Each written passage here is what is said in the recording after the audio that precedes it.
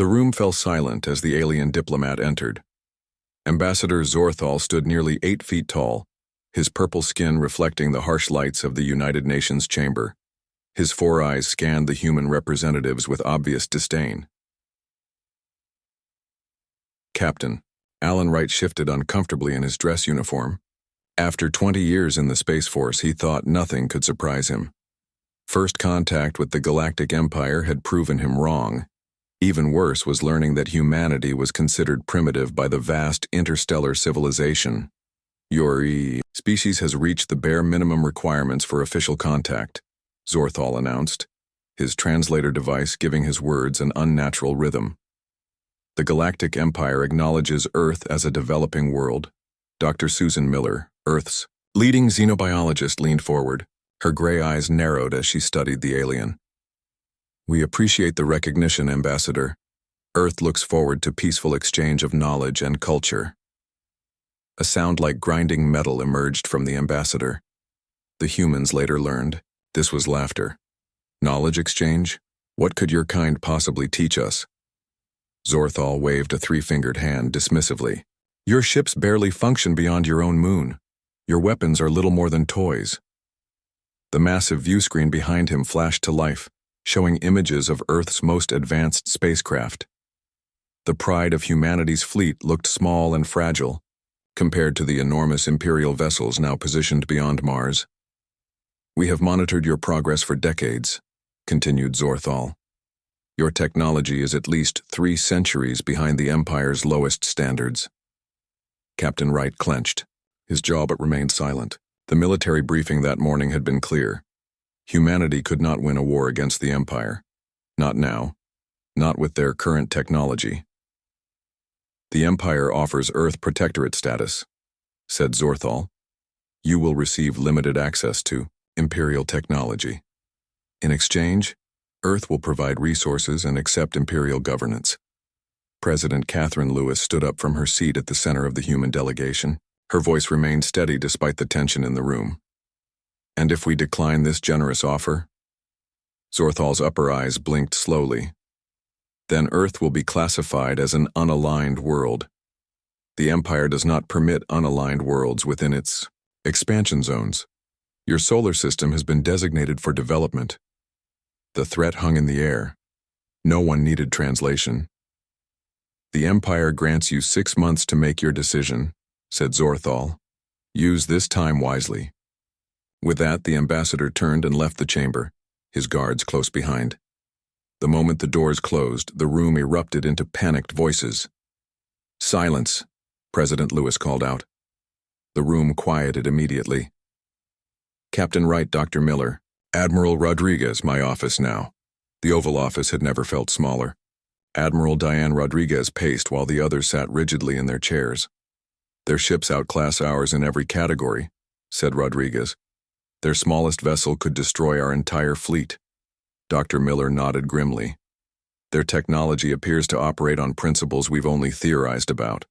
Energy manipulation beyond anything we've achieved. So surrender is our only option? Asked President Lewis. No. Captain Wright's voice was firm. There's Project Thunderbolt. Rodriguez stopped pacing. That's experimental. Years away from practical application. We don't have years, Wright replied. We have 6 months. President Lewis looked between them. What is Project Thunderbolt? A prototype ship, explained Rodriguez reluctantly. Based on unusual energy readings we detected 3 years ago from a passing object at the edge of our solar system. Dr. Miller's team has been reverse engineering the principles. Miller leaned forward. The object used a propulsion system unlike anything we've seen. It bent space in ways that shouldn't be possible according to our understanding of physics. And you've replicated this? Asked the president. Partially, admitted Miller. The engineering challenges are enormous. We have theories, but implementing them, Wright interrupted. The point is, it's technology the Empire doesn't expect us to have. They think we're centuries behind them. Because we are, said Rodriguez. In most ways, yes, agreed Wright, but not in all ways. Human innovation takes unusual paths. We might have stumbled onto something they haven't explored. President. Lewis considered this. Where is this project based? Underground facility in Arizona, said Rodriguez. We've kept it off all official records. Even if the Empire has spies among us, they wouldn't know about it. And the team? The best minds we could find. Engineers Nancy Clark and William Barnes lead the technical development. They're brilliant, but what? They say they need at least 2 years, not 6 months, Rodriguez admitted. The president stood and walked to the window. Outside, people moved about their daily lives, unaware that their future hung in the balance. Get me a secure line to the facility, she said finally, and arrange transport. I want to see this project myself. The Arizona desert stretched endlessly, under the night sky. The presidential convoy moved silently along a road that didn't appear on any map. They stopped before what looked like an ordinary mountain face. A section of rock slid aside, revealing a tunnel large enough for vehicles. Welcome to Thunderbolt, Madam President, said Rodriguez. Deep underground, the facility hummed with activity. Scientists and engineers worked at stations filled with equipment unlike anything in public use. At the center of the largest chamber sat the frame of what would eventually become a spacecraft. 2 people approached, a tall woman with short red hair and a bearded man carrying digital blueprints. Nancy Clark and William Barnes, Rodriguez introduced them. Our chief engineers. Madam President, Clark nodded. We weren't expecting you. Plans change, said President Lewis. Especially when aliens give us 6 months to surrender. Barnes winced. 6 months isn't enough time. The propulsion system alone. We'll have to be ready, interrupted Lewis. Because there won't be an Earth to defend if it isn't. She gestured to the partial framework. Show me what you have so far. Clark exchanged a look with Barnes, then nodded. This way. What we're attempting has never been done before. The theory is sound, but implementation is challenging. As they walked toward the prototype, Lewis noticed Captain Wright studying the engineers' faces. They'll find a way, he said quietly. Humans always do when our backs are against the wall. President Lewis hoped he was right. Because right now, the wall was an alien empire that spanned hundreds of worlds, and Earth was very much alone. The underground facility buzzed with activity day and night. Kevin Phillips ran his hand through his messy brown hair and stared at the holographic display. As chief engineer of Project Thunderbolt, he hadn't slept more than 4 hours at a time. In weeks. The power coupling failed again, he muttered, spinning the 3D model of the prototype ship with his finger. We need to rethink the entire connection. Or we need to stop trying to connect 2 technologies that were never meant to work together, said a voice behind him. Phillips turned to see Dr. Lisa Garcia, the quantum physicist whose theories formed the backbone of the project. Her lab coat was stained with coffee and dark circles under her eyes matched his own. Not helpful, Lisa, he replied. President Lewis is visiting again tomorrow. We need progress, not problems. The laws of physics don't care about presidential visits, Garcia said with a tired smile. My equations are solid. Your engineering approach is the issue. Phillips was about to argue when the facility's main doors opened. A group of soldiers escorted a tall, lean man in a flight suit. Major John Davis looked around the cavernous space with undisguised curiosity. Admiral Rodriguez followed behind him.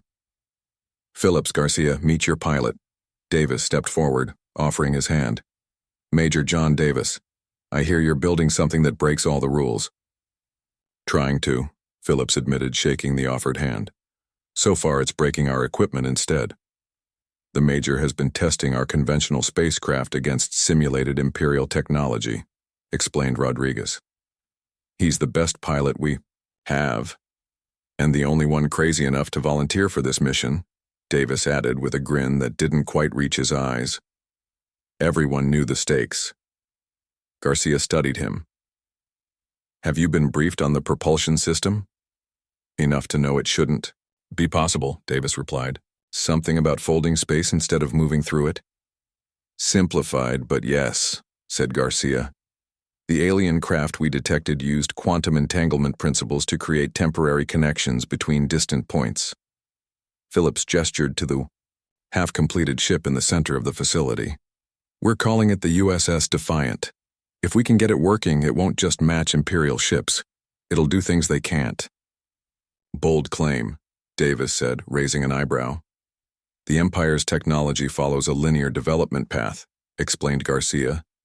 "They've perfected conventional space travel, but our approach is entirely different. Sometimes being behind has advantages. We're not constrained by their thinking." Their conversation was interrupted by a loud crash from across the room. William Barnes stood beside a smoking piece of equipment, looking embarrassed. "The adaptive shield prototype needs work," he called out. Phillips sighed. "That's our other breakthrough. If we can get it working." "Adaptive shield?" asked Davis.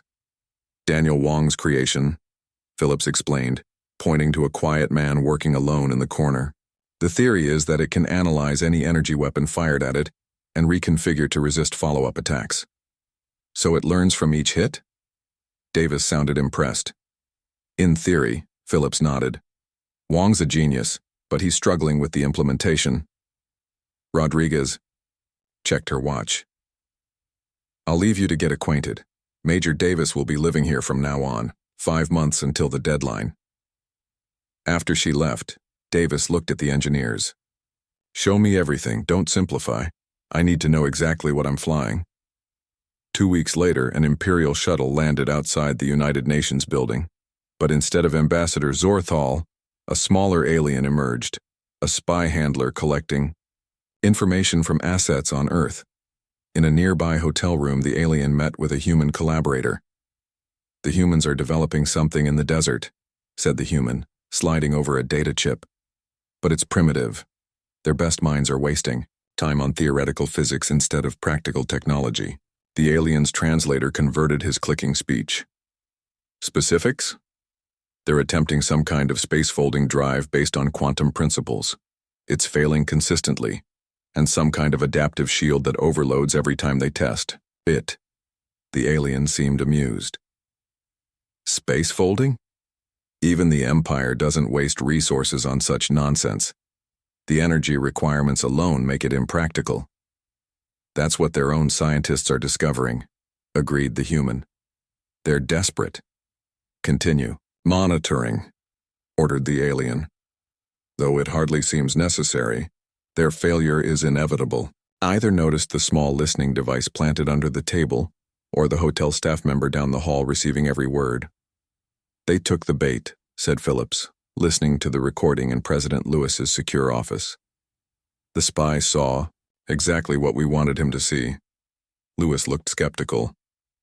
"And what's the reality?" Garcia stepped forward. "We had a breakthrough 3 days ago. We've been running 2 parallel projects, the decoy that appears to be failing, and the real prototype hidden deeper in the facility." "The quantum drive works?" asked Captain Wright. "In limited tests, yes." Garcia nodded. "We can create a stable fold across short distances. Nothing like what we'll need for actual space travel, but proof of concept," Phillips added. "And Wong solved the shield problem by completely changing approach. Instead of trying to adapt after being hit, it proactively cycles through configurations, too quickly for targeting systems to lock on." Admiral Rodriguez looked pleased for the first time in months. "And the spy reported our failures to the Empire." "Which buys us time," agreed Phillips. "They think we're pursuing impossible technology and failing. They won't see us as a threat." "What about the pilot, Davis?" asked the president. "He's grasping the concepts faster than anyone expected," said Garcia with grudging respect. "He's been running simulations day and night. His suggestions have actually improved the navigation system. We've begun construction of the true prototype," Phillips explained. "Using the quantum principles Dr. Garcia developed and resources hidden from official records." Lewis nodded slowly. "And you believe this ship could actually stand against Imperial technology?" "Not in direct combat," admitted Phillips. "Not yet. But it could do something no Imperial ship can do, appear virtually instantaneously in a different location. No acceleration, no detecting its approach." "A reconnaissance vessel," Wright realized. Or a delivery system, added Rodriguez, for whatever weapon we can develop. The president stood up and walked to the window. Beyond the glass, the evening sky held more stars than anyone had bothered to count before humanity learned they weren't alone. 4 months, she said softly. Can you have it ready in 4 months? Phillips and Garcia exchanged glances. 3 months for construction, Phillips said. 1 month for testing, assuming everything goes perfectly. Which it never does, added Garcia. Make it happen, said President Lewis. Whatever resources you need, this is now humanity's only hope. The sun was just rising over the Pacific Ocean when the USS Defiant began its first official test flight. Major John Davis sat in the pilot's seat, running through final checks. All systems online, he reported. Power levels stable, in the 2 seats behind him. Lieutenant Olivia Mitchell handled communications while Engineer Paul Jackson monitored the experimental drive system. Remember, this is just a test of basic flight systems, said Admiral Rodriguez through the comm. No quantum. Jumping today. Copy that, Davis replied, though he couldn't hide his disappointment. From the control center on a naval platform below, Kevin Phillips watched the sleek black ship hover above the water. The vessel was smaller than traditional space-capable ships designed for speed and stealth rather than firepower. Propulsion test in 3, 2, 1, announced Phillips. The Defiant shot upward, climbing faster than any Earth vessel before it. Within seconds, it disappeared from view. Speed exceeding all projections, reported Dr. Garcia, watching the data stream across her monitors. Hull integrity holding. Davis's voice came through, sounding exhilarated. She handles like a dream, requesting permission to test upper atmosphere capabilities. Rodriguez looked at Phillips, who nodded. Permission granted, said the Admiral, but stay within established parameters. 20 minutes later, the Defiant had broken every speed record in Earth's history. Davis had taken the ship to the edge of space and back with perfect control.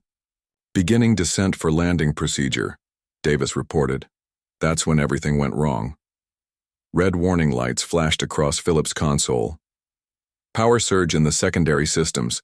Davis, abort the test. Return to base immediately. Negative, came Jackson's voice instead of Davis's. Main controls are locked. We're getting feedback from the quantum stabilizers. The Defiant appeared on visual monitors streaking across the sky, trailing smoke. Eject! All crew eject now, ordered Rodriguez.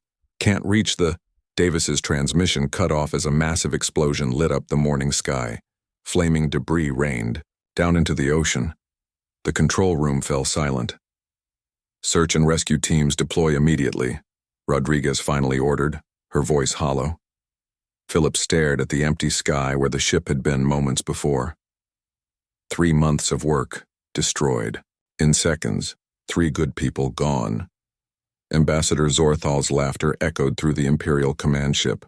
As expected, he said, watching the footage of the Defiant's destruction. Their primitive technology couldn't even survive a simple test flight. His aide nodded respectfully. Our agents report they have no backup plan. This was their best hope. Prepare the official annexation documents, ordered Zorthal. When their deadline arrives, I want to present their surrender terms personally. There are rumors they might still resist, mentioned the aide. With what? Zorthal waved dismissively at the screen showing the debris floating in Earth's ocean. Their best technology failed spectacularly.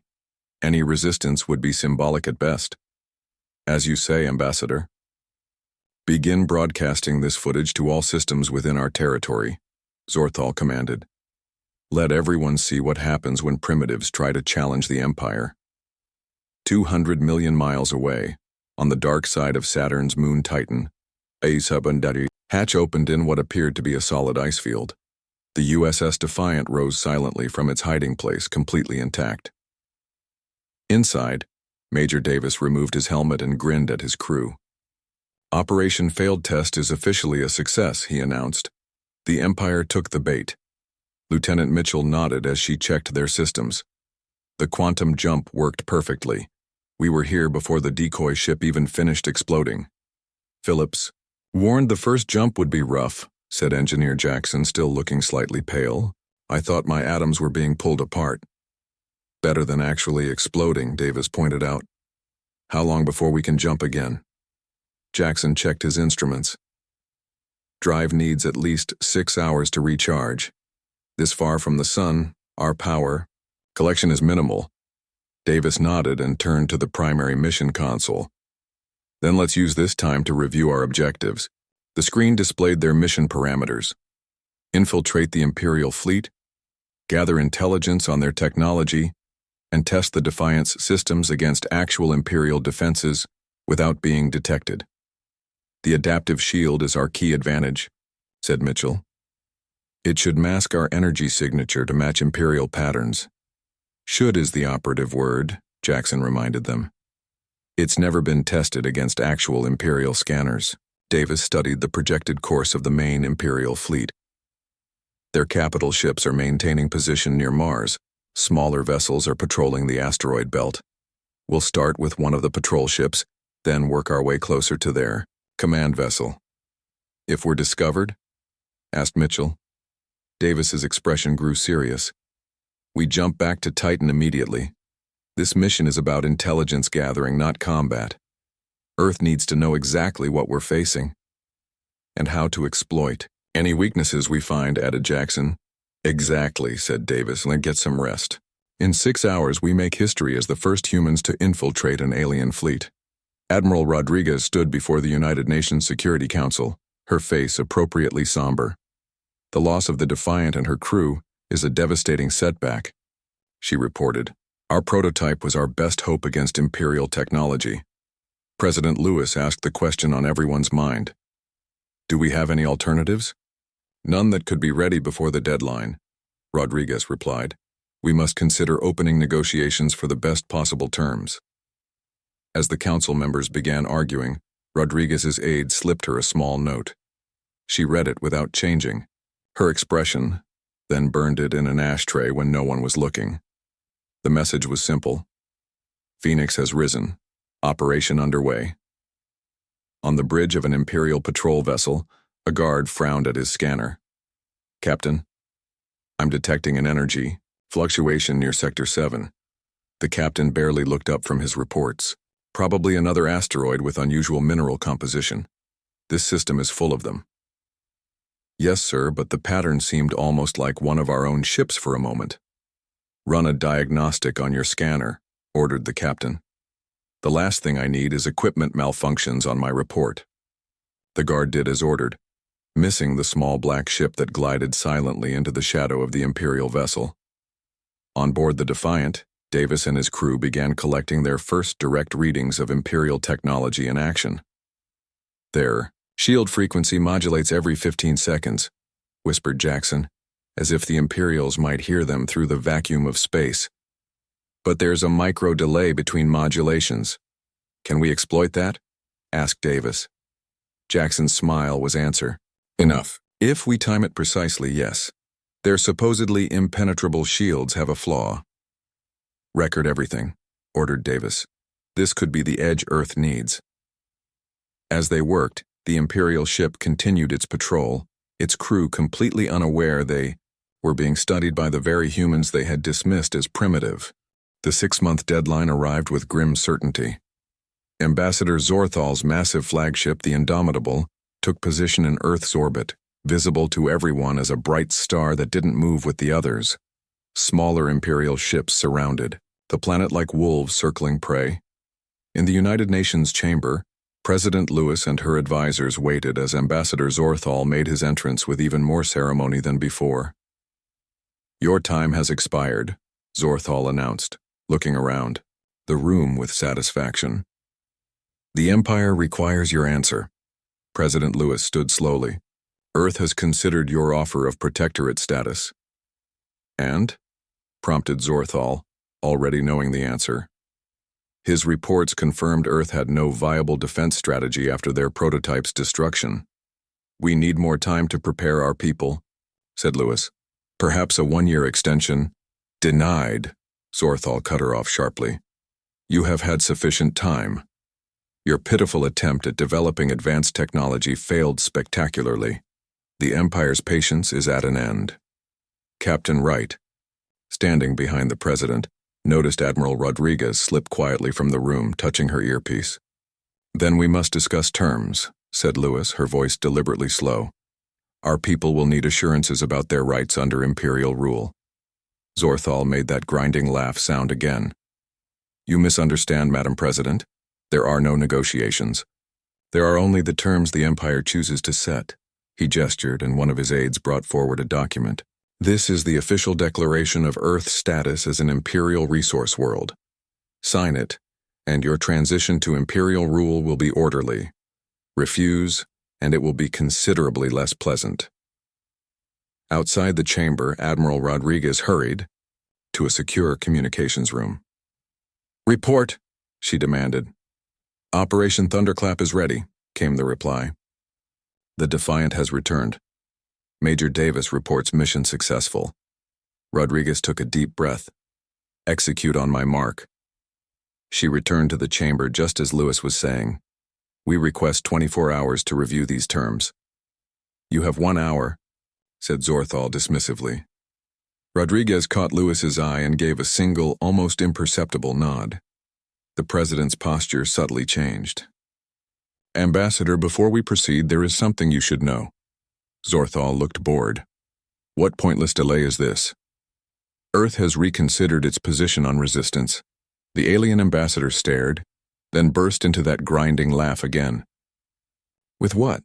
Your technology is primitive, your prototype ship exploded. Your conventional forces are meaningless against even our smallest vessels." President Lewis smiled thinly. "Perhaps you should check with your fleet." Zorthal frowned and touched his communication device. His expression changed as he listened to the voice on the other end. High above Earth, the USS Defiant appeared seemingly from nowhere beside the first Imperial warship. After weeks of studying the Imperial fleet, Davis and his crew knew precisely where to strike. "Target locked," reported Lieutenant Mitchell. "Firing on your command." "Remember, precision over power," said Davis. "Hit the shield generators exactly. When the frequency shifts," Jackson counted down. "Frequency shift in 3, 2, 1 now." The Defiant fired. Its beam weapons, modified based on their intelligence gathering, struck the Imperial ship at exactly the right moment. The beam passed through the shields as if they weren't there, and hit the generator. The Imperial ship's shields flickered and died. "How is this possible?" demanded the Imperial captain. "Scan that vessel." "Sir, it can't be right," stammered his officer. "It's showing as one of the human designs, the one that was destroyed." "That's impossible. All weapons, fire." But the Defiant was already gone, jumping instantly to its next target. Before the Imperial fleet could coordinate, 3 of their warships had lost shields. Earth's conventional fleet, which had been holding position defensively, suddenly surged forward, concentrating fire on the now vulnerable Imperial vessels. Zorthal's face had turned a darker shade of purple. "Impossible. Your prototype was destroyed." "Was it?" asked President Lewis calmly. "Or did we want you to think that?" On the large screen in the chamber, footage showed the Defiant dancing between Imperial ships, its quantum drive allowing it to appear and disappear faster than their targeting systems could track. Each appearance was followed by a precision strike against shield generators or weapon systems. "One human ship cannot stand against the Imperial fleet," insisted Zorthal, though his voice held less certainty now. "That one can," said Captain Wright. "And it's not alone anymore." As if on cue, 5 more vessels appeared on the screen, each identical to the Defiant. Zorthal stared in shock. "You couldn't have built more. Our intelligence was exactly what we wanted it to be," interrupted Rodriguez. "While you monitored our decoy project, the real work continued elsewhere." In truth, only the original Defiant had a functioning quantum drive. The other ships were conventional vessels modified to look identical and equipped with the adaptive shield technology. But the Empire didn't need to know that. The psychological impact was devastating.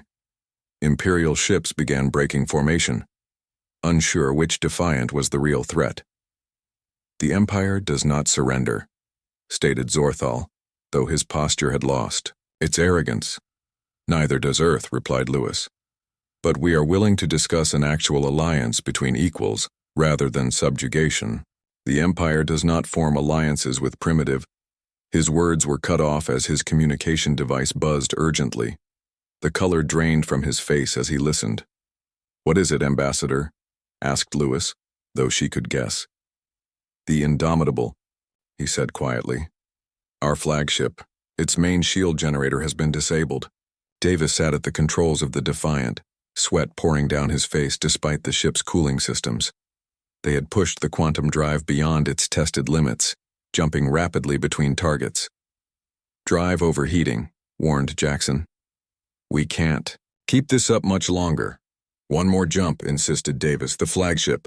Mitchell looked up from her console. "Sir, we've already shifted the battle. Maybe we should—" "The flagship," repeated Davis firmly. "While they're still disorganized, it's our best chance to end this today."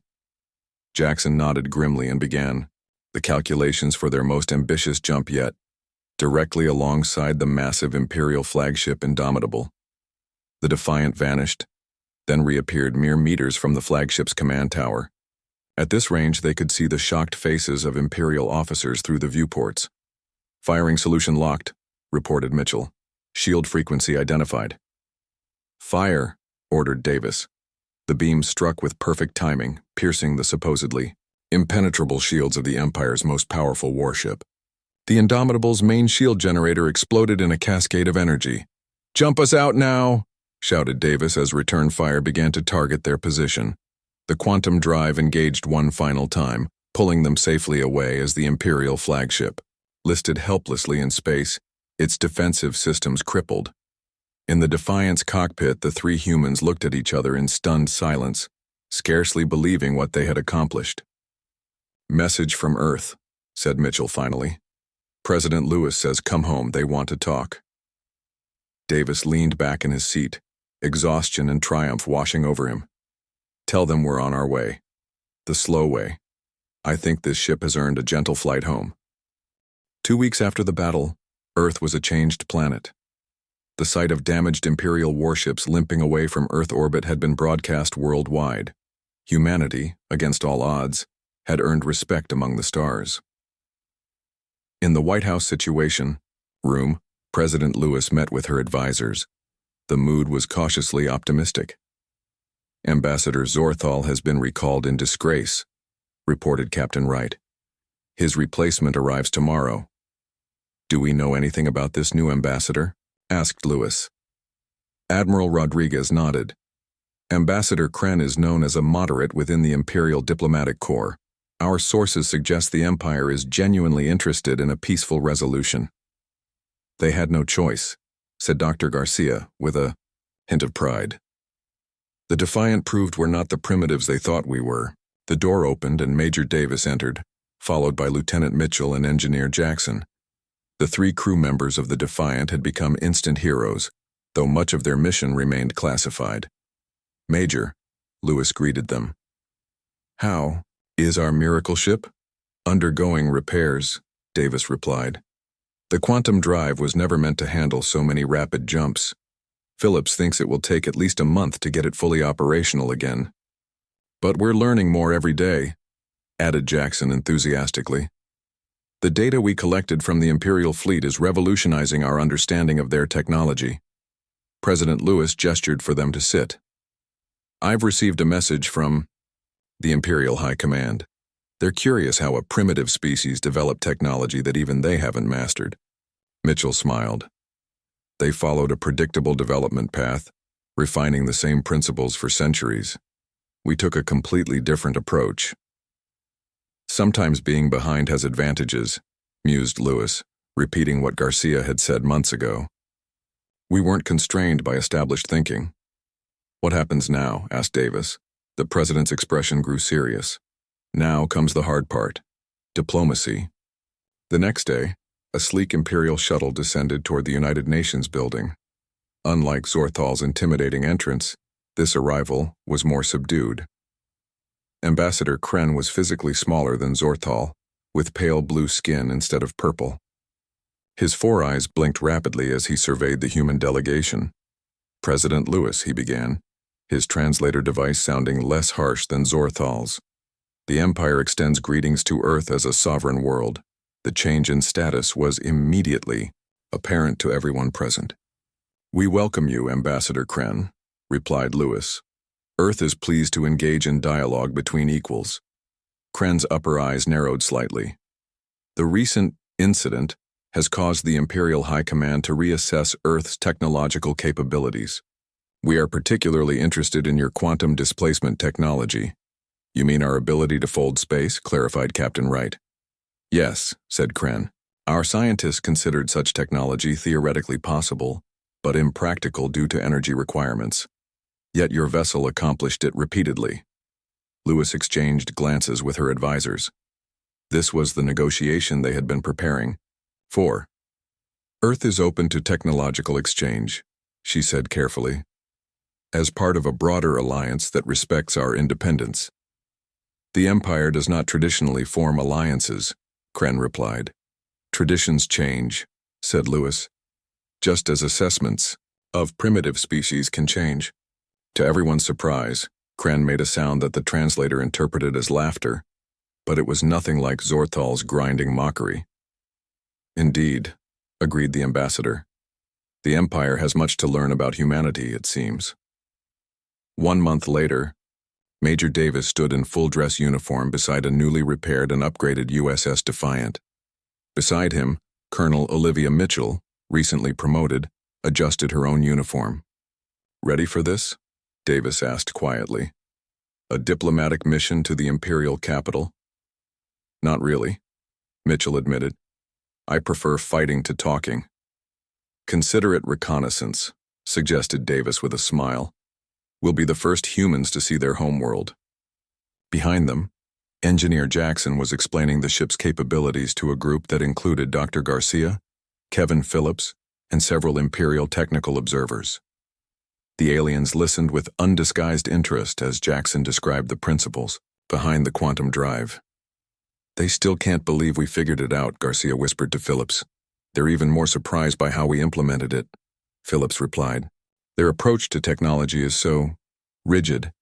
They perfect existing systems but rarely explore completely new directions." President Lewis approached with Ambassador Kren. "Your mission is simple," she told Davis and Mitchell. "Represent Earth with dignity and learn everything you can about the Empire. This is just the beginning of a new chapter for humanity." Kren's translator conveyed his words smoothly. "The Imperial High Council awaits your arrival with great interest. Many still doubt that a species so new to interstellar travel could accomplish what you have. We look forward to changing their minds," Davis replied diplomatically. As the delegation boarded the Defiant, Admiral Rodriguez pulled Davis aside for one final word. "Remember, Major, our position is still precarious. We have one advanced ship and the illusion of more. The Empire has thousands of worlds. Tread carefully."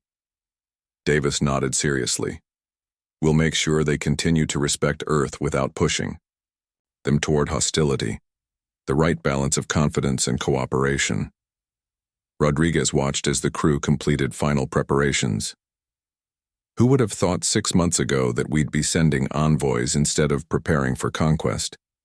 "One ship changed everything," said Davis simply. "No," corrected Rodriguez. "The people who built it and the people who flew it changed everything. The ship was just the tool." The Defiant's engines hummed to life. Unlike the massive Imperial vessels with their overwhelming power, the Defiant was elegant and efficient. Earth's approach to technology personified.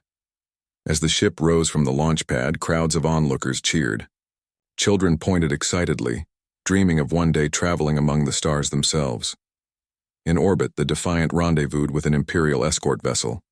Side by side, they prepared for the journey to the heart of the Galactic Empire, not as conqueror and conquered, but as newfound equals. Davis took one last look at Earth through the view screen before engaging the quantum drive. The blue planet seemed smaller now, but somehow more significant than ever before. "Quantum drive engaging," reported Jackson. "Next stop, the Imperial capital," said Mitchell. In a flash of light, the Defiant vanished, carrying humanity's representatives to their rightful place among the stars, earned through innovation courage, and the willingness to explore paths that even a vast interstellar empire had overlooked. The Empire had laughed at Earth's prototypes until one ship turned the tide of history itself.